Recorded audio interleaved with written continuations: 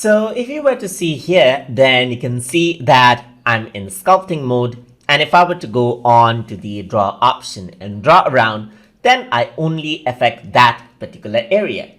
But let's say I want to do sculpting in symmetry. So in order to do that, you can see on the top, there's symmetrical option.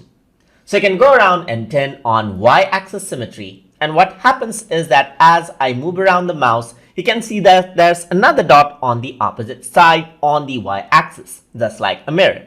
So you can go around over here, and then you can see that whatever I draw, it gets drawn out onto the other side as well, just like this. Similarly, you can go around with the x-axis, so it's on the x-axis side, and then you can also go around into z-axis. If I were to turn, let's say, two of them on, then I got 4 points, as you can see. So one is on the y-axis and another one is on the z-axis.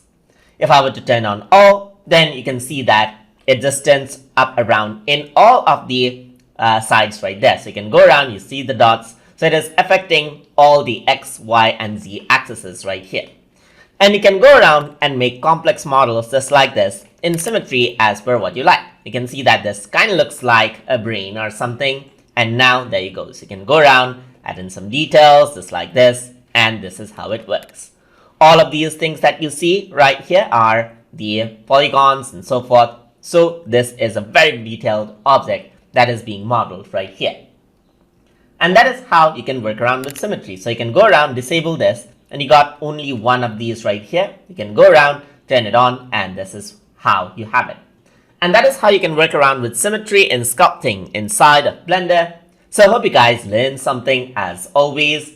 And as always, please like, comment, share, and subscribe.